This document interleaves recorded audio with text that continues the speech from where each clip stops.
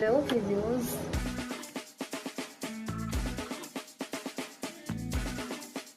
कैसे हैं आप सभी लोग। Welcome to my channel, myself Monika. So कल का टॉपिक था हमारा फ्रोजन शोल्डर, समझ आया? तो चलो फिर थोड़ा सा रिकैप ले ले। चलो फिर स्टार्ट करते हैं। हमने कल बोला था फ्रोजन शोल्डर कंडीशन क्या होती है, क्या उसके बारे में हमें जानना है, क्या उसका कॉज होता है, क्या उसके सिम्टम्स होते हैं। तो शुरू करें, छोटा सा रिकैप ले लेते हैं ना। चलो ठीक है। तो फ्रोजन शोल्डर क्या होता है? जब हमारा कंधा जो है वो जाम हो जाता है, स्टक हो जाता है या फिर लॉक हो जाता है, ठीक है। तो जैसे कि हम लोग जानते हैं, जो जीएच जॉइंट जो है वो बहुत ही ज़्यादा मोबाइल जॉइंट है, ठीक है। तो पेशेंट को इधर कुछ भी डिस्कम्फर्ट होता है या फिर तो पेन होता है, तो पेशेंट बहुत ही हेल्पलेस सा फील करता है, मतलब कि वो ऐसे सोचता है कि उसे कुछ नहीं होगा। तो देखते हैं कि और हम लोग देखते हैं कि हर शोल्डर पेन जो है वो फ्रोजन शोल्डर नहीं होता है, ठीक है। जैसे कि मैंने कल भी बोला था, हर एक शोल्डर पेन का अलग कॉज होता है, अलग ओरिजिन होता है। तो हम लोग ये नहीं कह सकते कि अगर पेशेंट को शोल्डर पेन है तो वो फ्रोजन शोल्डर होगा ही होता है। पेशेंट को पेन होगा, मूवमेंट रेस्ट्रिक्शन होगा, अगर पेशेंट को अपना शर्ट का बटन टक करना है या फिर हाथ अपना जो है सर के ऊपर से लेके जाना है या फिर हेयर कॉम करना है, तो पेशेंट को पेन होगा। मतलब उसका मूवमेंट जो है हर ऑल रेंज में रेस्ट्रिक्टेड होगा, उसका रेंज ऑफ मोशन कम होगा। हर प्लेन जो है, उस 3 प्लेन जो होता है हमारे शोल्डर के, वो तीनों मूवमेंट जो है वो रेस्ट्रिक्ट करेगा।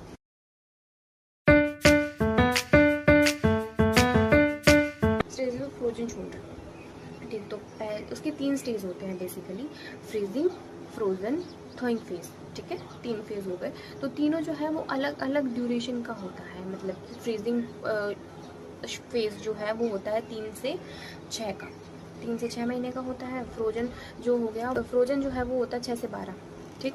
और थॉइंग फेज जो होता है वो 12 से 18। मतलब 12 से 18 में ये क्या हो रहा है, इट मीन्स की रिकवरी आ रही है 12 से 18 में। तो हमारा पूरा जो है वो 3 से 18 में क्या होगा, पेशेंट को कैसे हम लोग पेन से मूवमेंट या फिर रिकवरी की तरफ हम लोग कैसे बढ़ेंगे, आज देखते हैं विद ट्रीटमेंट, ठीक है। कैसे कैसे हम लोग कौन कौन सी फेज़ में हम लोग पेशेंट को क्या क्या ट्रीटमेंट देते हैं, कैसे कैसे पेशेंट की मूवमेंट में जो है वो रिकवरी आती है, कैसे कैसे मूवमेंट के रिस्ट्रिक्शंस जो होते हैं उसको कम करते हैं हम लोग, ठीक है। तो स्टार्ट करते हैं पहले फेज़, फ्रीजिंग फेज़। तो फ्रीजिंग हमारी होती है 3 से 6 महीने की। तो उसमें क्या होता है कि पेशेंट को ना पेन होता है, पेन भी होता है और साथ में इन्फ्लामेशन भी रहती है, ठीक। तो इन्फ्लामेशन भी रहती है। अब हम लोग जानते हैं कि फ्रोजन शोल्डर का पेन जो है वो धीरे धीरे ग्रेजुअली जो है वो इंक्रीज़ होता है। मतलब ऐसा नहीं है कि अचानक से एक दिन में ही पेन हो गया और हम लोग चले गए डॉक्टर के पास दिखाने कि हमें तो शोल्डर पेन है, अब हमें बता दो क्या करना है, कौन सी दवाई लेनी है, ऐसा ऐसा। तो ऐसा नहीं है, ठीक है। जैसे मैंने बताया था कि हर शोल्डर पेन जो है वो फ्रोजन शोल्डर नहीं मान सकते हम लोग। हर एक शोल्डर पेन का जो है वो अलग ऑरिजिन होता है, अलग उसका कॉज होता है, ठीक है। ओके। सो फर्स्ट हम लोग जैसे पढ़ रहे हैं फ्रीजिंग फेज, ठीक है, जिसे हम लोग पेन विद इन्फ्लामेशन वाली फेज भी कहते हैं। तो उसमें पेशेंट को पेन रहेगा, ठीक है, स्टिफनेस भी रहेगी थोड़ी बहुत, और नाइट में ज़्यादा पेन होगा पेशेंट को। मतलब कि नाइट में पेन होने का इन द सेंस कि मतलब कि पेशेंट ढंग से सो नहीं पाता है, बहुत ही डिस्कम्फर्ट सा फील करता है, ठीक। उसके बाद में अब दूसरी आती है हमारी फ्रोजन फेज़। तो फ्रोजन फेज़ हमारी होती है 6 से 12 महीने की। तो इसमें जो है वो स्टिफनेस रहेगी पेशेंट को, जो पेन जो है वो कम हो जाएगा। मतलब मैं ऐसा नहीं कह रही कि पूरा रिकवर हो जाएगा, नहीं, पेशेंट का जो पेन है वो कम हो जाएगा, बट विद स्टिफनेस भी रहेगी पेशेंट को, ठीक है। और डेली एक्टिविटीज़ जो है वो तो ऑलरेडी हैम्पर हुई हुई है। और जैसा कि मैंने बताया था, ये शोल्डर के जो मूवमेंट्स होते हैं 3, जैसे कि flexion, extension, abduction, adduction, external और इंटरनल रोटेशन जो है वो भी हैम्पर हो जाएंगे, जिसमें मेनली कौन सा है, एक्सटर्नल रोटेशन। मतलब पेशेंट जो है अपना हाथ जो है वो ऊपर नहीं कर पाएगा, ठीक है। एक्सटर्नल रोटेशन हम लोग ऐसे ही तो करते हैं, ओके। सो ठीक है। थर्ड फेज जो होता है हमारा थॉइंग फेज। तो थॉइंग फेज में क्या होता है, रिकवरी वाला फेज होता है। मतलब पेशेंट जो है पेन से जो है अपनी मोबिलिटी जो है वो गेन कर रहा होता है, मतलब रीस्टोर कर रहा होता है। तो उसमें क्या होता है कि डेली एक्टिविटी जो है वो इजी हो जाती है। मतलब उसमें पेन इन्फ्लामेशन कम हो जाती है पेशेंट की, और अच्छे से अपना काम ना कर पाता है।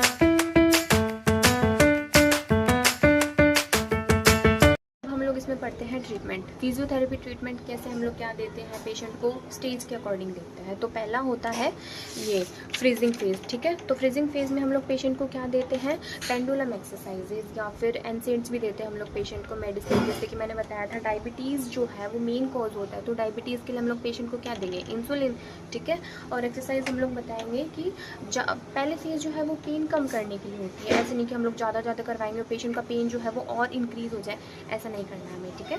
तो पहले हम लोग करवाएंगे पेशेंट को पेंडुलम एक्सरसाइज, पेंडुलम एक्सरसाइज करवाते हैं और जेंटल मोबिलाइजेशन, मतलब कि ग्रेड 1 और ग्रेड 2 तक ही लिमिट रखना है हमें, ठीक है। फिर सेकंड फेज जो आती है हमारी, जो आती है स्टिफनेस को कम करना, मतलब कि स्टिफनेस को कम करना है और मोबिलिटी को इंक्रीज़ करना है।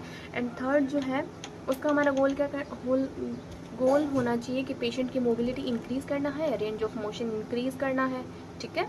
और पेशेंट जो है अपना मूवमेंट जो है अच्छे से परफॉर्म कर पाए। मतलब ये ऐसा होता है कि उनके मूवमेंट जो है वो रिस्ट्रिक्शंस होते हैं हर एक प्लेन में, तो उसका ऐसा है कि मूवमेंट के रिस्ट्रिक्शन को कम करना है, मतलब कि ख़त्म ही कर देना ऐसा। तो उसमें हम लोग पेशेंट को करवाएंगे स्ट्रेचिंग और स्ट्रेंथनिंग एक्सरसाइज, मतलब कि जैसे कि जो मसल कर रही है तो उसको और हम लोग स्ट्रेंथनिंग करवाएंगे, तो वो और अच्छे से परफॉर्म करेंगे अपने वर्क को, मतलब और अच्छे से अपना काम करेंगे, ठीक है।